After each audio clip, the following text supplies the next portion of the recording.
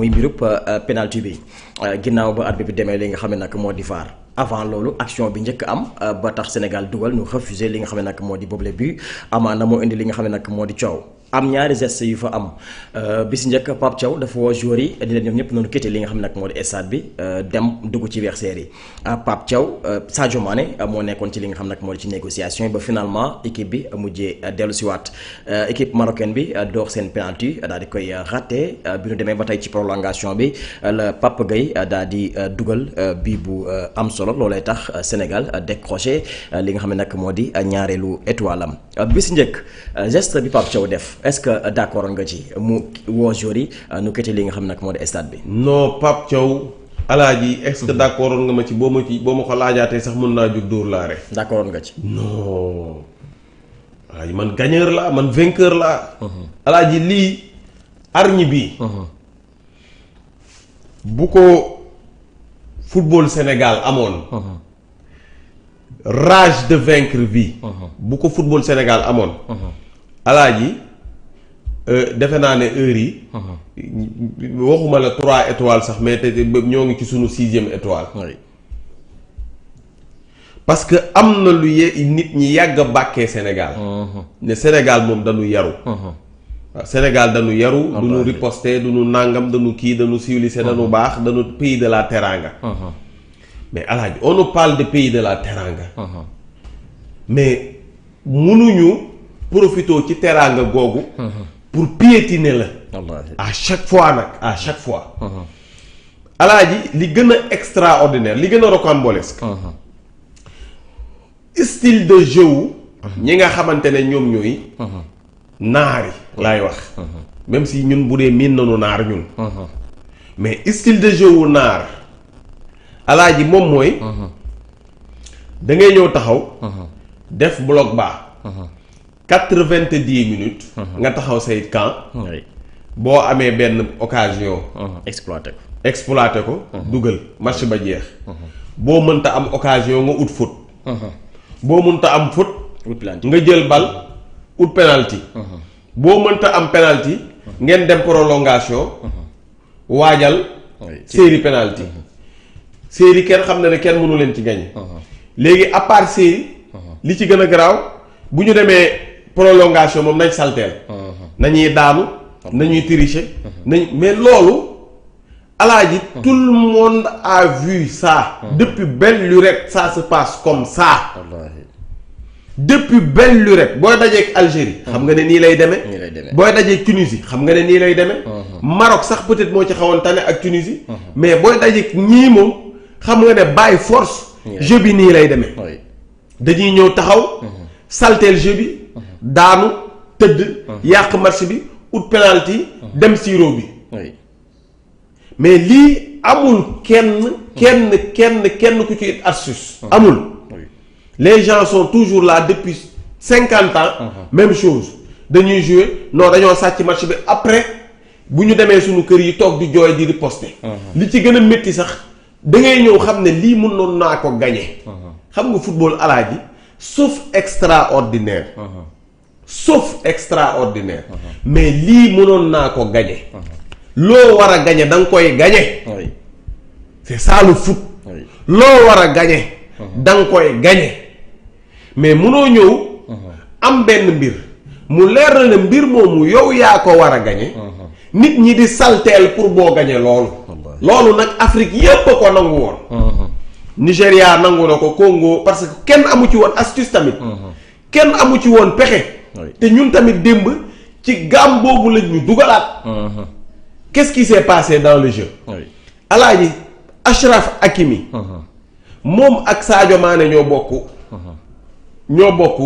el biñ nekk Achraf latéral Sadio Mané excentré mais 45 minutes Achraf yéegul deful monter parce que xam na lan Sadio Mané c'est un tueur duma dem ba ko fi alaaji sunu joueur sunu 11 type leer nañu ne c'est des joueurs de classe mondiale match te on est le seul équipe boo xamante ne wala la seule équipe boo xamante ne basé wuñu ci benn joueur alaaji surprise bi mën na jógee ci ku ne.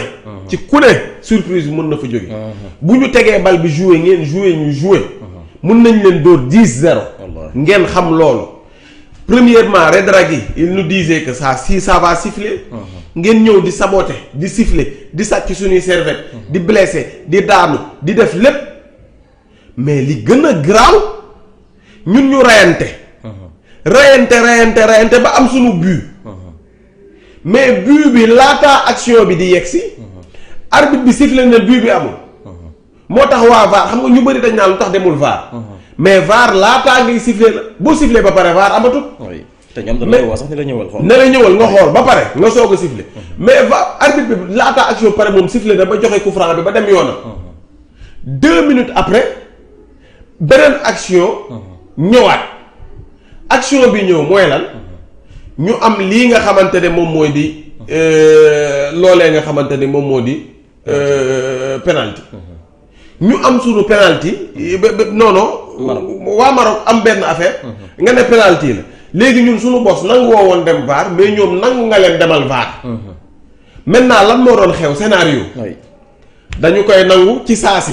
parce que si saa si ils sont dans leur match. leurs supporters sont en train de siffler. tout le monde est dans son match.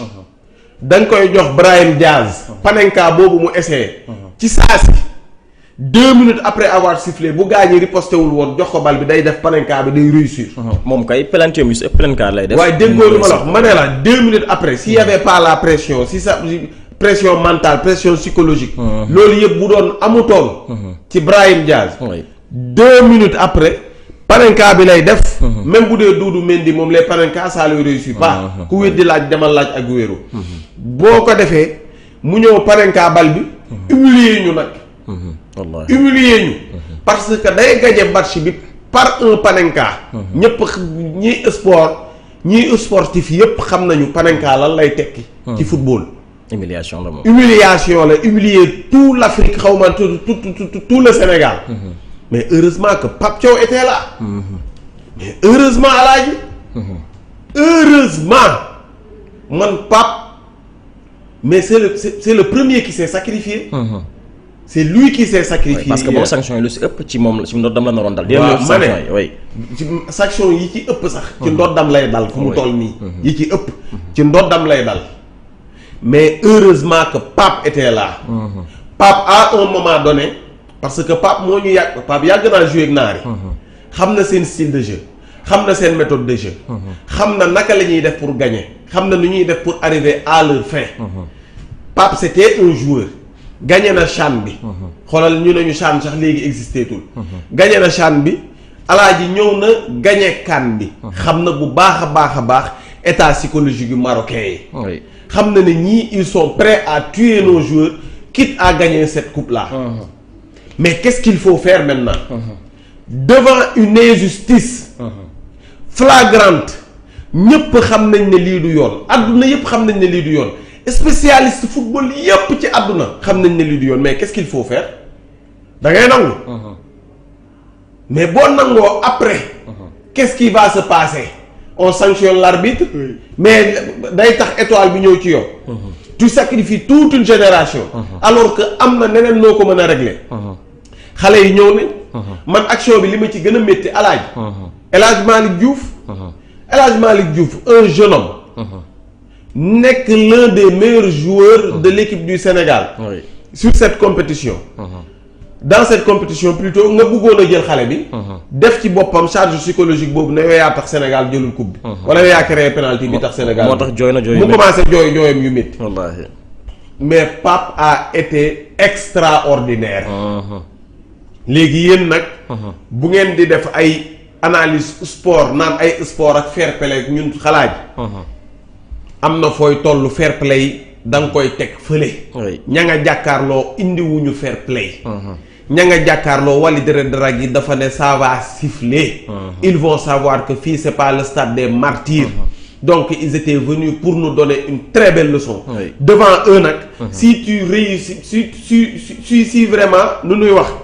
quand tu résistes pas face à l'oppression lu ñu la def. yaa ko nangu. luñ la def yaa ko nangu. Là on nous parle de Sadio Mané.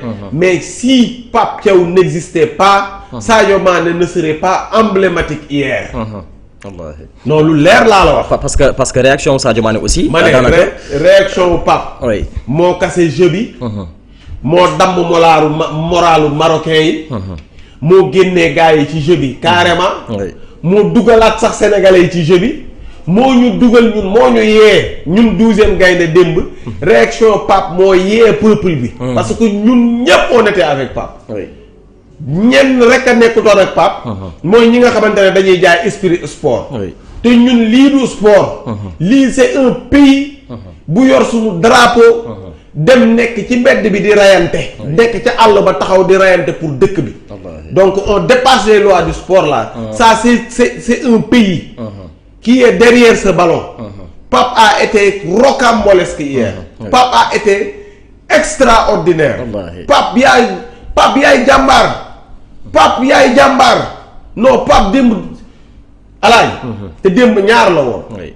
soit on gagne soit on gagne. Premièrement bu Sadio Mané nangu woon. joueurs yëpp génn terrain bi ñu on gagne. parce que ñun ñoo gagné woon match bi. bu ñu paree bu leen neexee sax aj ñu 50 ans on s'en fout. mais on du nangu ñu humilier ñu noonu. Deuxièmement ñu ne ñu Brahim moo tay moo tay penalty bi. yow Brahim fan la mën a jaar ba gañu ñu naan damaa bëgg a gañe lii bi di dignement. mënta nekk penalty boo tay rate ko di nga ko cadré. di nga cadré loo tay rate ko. buñ ñu fontoo. bu Pape existé wutoon te alaaji Pape geste bi gën a garaaw. bi Pape def. xam nga lan la démb.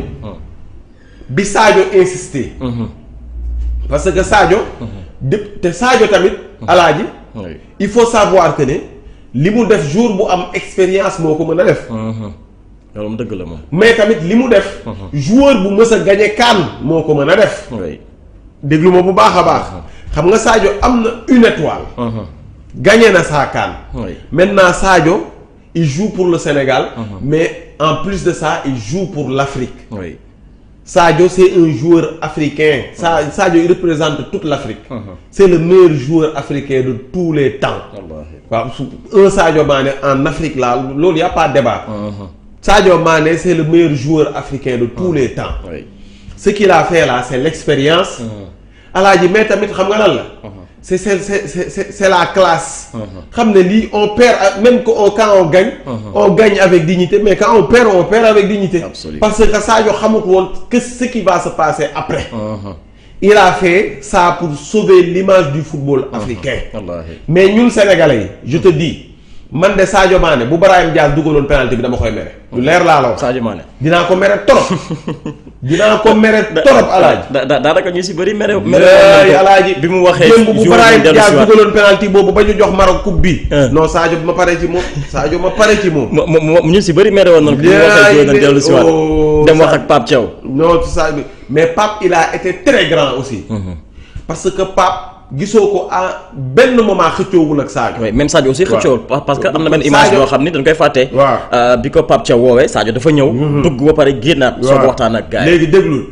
Sadio xëccoowul ak Sadio déggal Pape. xëccoowul ak Sadio benn yoon. oui benn yoon. bi ñu ñëwee toog ba joueur yi ma fan Nicolas Jackson. ñancoo. non Nicolas naanaan. yaa yi léegi la fan Idrissa Gana Gueye. fan Edu Mendy.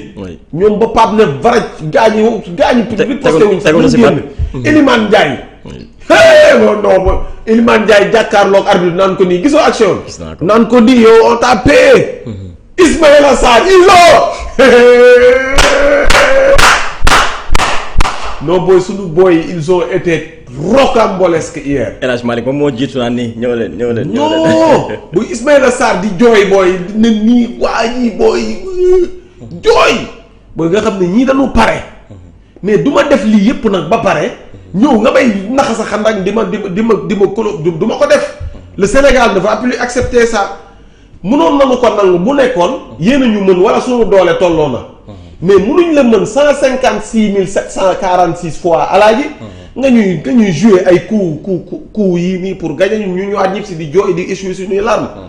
te gis nga Pape pour wane Pape comment il a été rocambolesque hier. Pape bi mu jëlee décision parce que jël na décision ba mettre na sa carrière en jeu. parce que mun na pare ñu bannir ko mun na pare ñu nangam mun na pare ñu aj ko mun na pare parce que lépp luy métti. alaaji ci moom mii lay jóge moom mii di Pape. yaa ngi dégg. bi mu pare. moom ki nga xamante ne moom moo di Pape Thiaw. gis nga moom mii di Pape Thiaw maa ngi en direct nii waa maa ngi en direct nii maa ngi en direct xam nga koy woote bi xam nga koy woote bi Fatou Sow kat mooy woote bi directeur général bu Expresso Sénégal mooy woote xaaral ma passe na Silla ne ko ñëw delloo ziar bu wér sant bu wér alhamdulilah. Félicitations vous aussi félicitations présente wallaay kontaan nañ trop. xaaral ma pare jël la est-ce que yaa ngi dégg alaaji Pape a été rocambolesque. Ismaïla Sarr. léegi Pape li ma gën a neex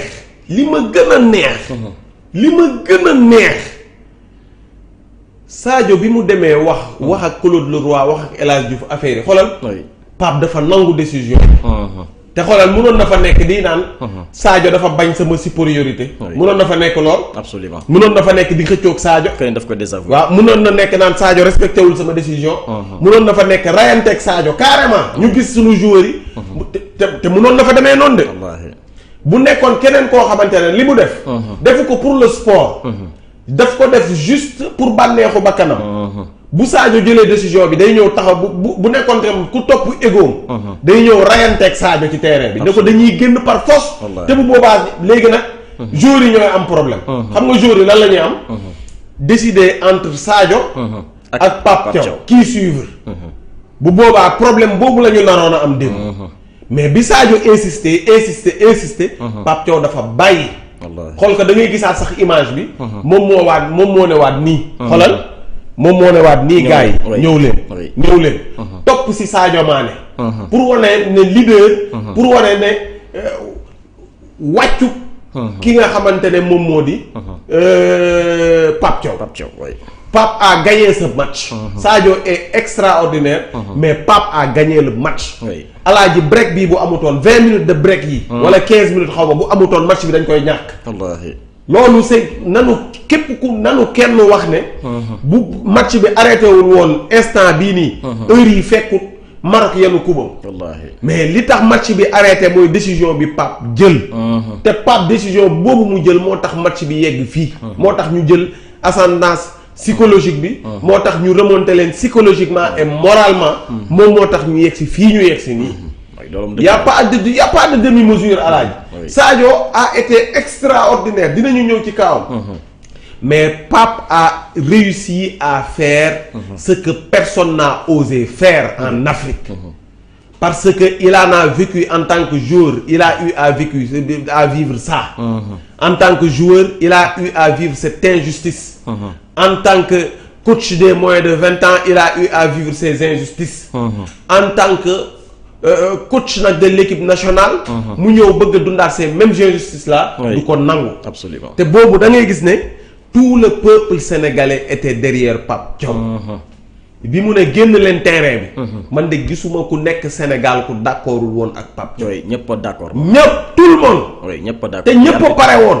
ñëpp a pare tout le monde était prêt. sanction bu ci mënti génn ñëpp a pare woon. man de pare woon naa bu ñu ajoon 50 ans sax man pare naa. waaw man pare naa. parce que soit. dañu lay mën. wala nga mën ñu mais mënuñ la mën téeméeri junni yoon. ngay calculer léegi nag les sportifs ñoom ils vont être là à nous parler de loi du sport. à nous parler de fair play. à nous parler de nangam waa boobu. yéen la mais là. du fair play. Là c'est une nation que les gens tentaient d'humilier. C'est une nation que les gens voulaient déshonorer. Et du ñu ko nangu. Pape tu as été rocambolesque. Le peuple est fier de toi El Thiawito.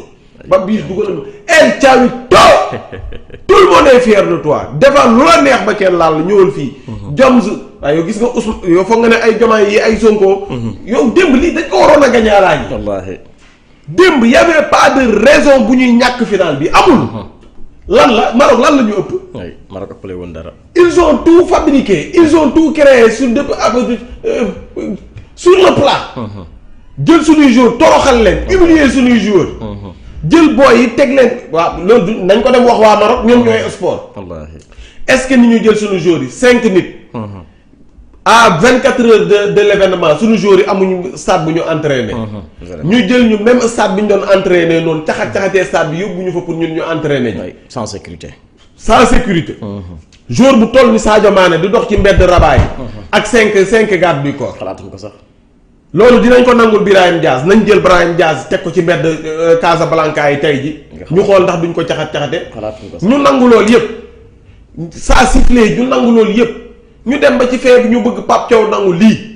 Pape tu as donné une très belle leçon à toute l'Afrique. oui waaw tu as donné une très belle leçon à toute l'Afrique. fulla ak fayda. tout le monde est fier de toi.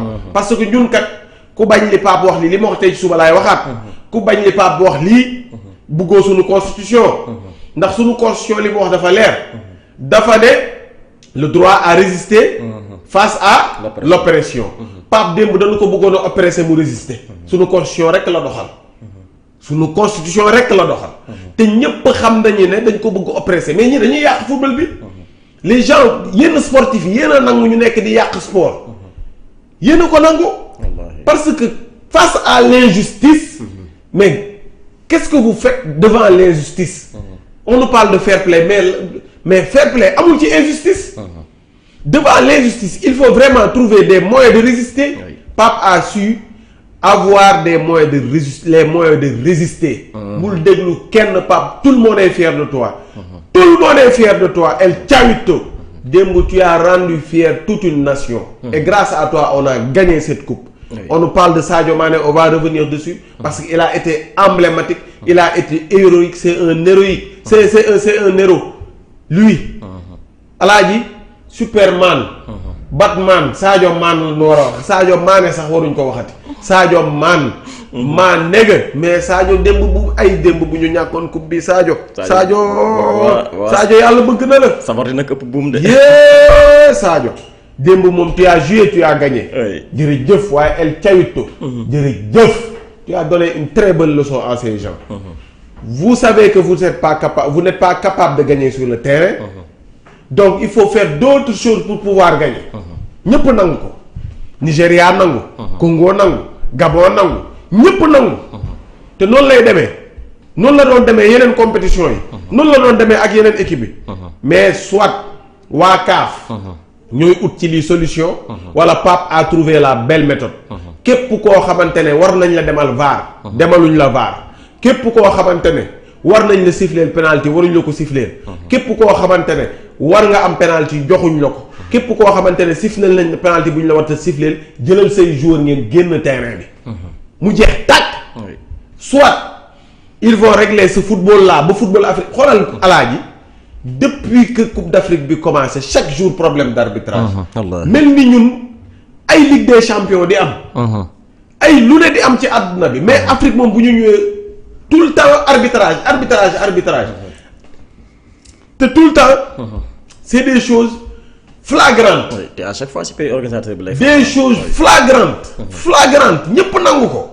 personne ne cherche une raison bu ñu waxee ngeen naan ñu fair play rek la loi du sport rek on ne demande pas à ces jours de sortie du terrain rek. on ne demande pas à ces nangam di nangam. léegi tout le monde doit accepter l'injustice par lan parce que fair play dafa am. l'injustice tout le monde l'accepte. l'injustice moom dans le sport personne ne se rebelle. pour combattre l'injustice. vous les sportifs. au nom de la fair play. vous êtes en train de tuer le sport. parce que vous nous dites que fair play moom moo tax ci sport kenn waratu ci génne injustice.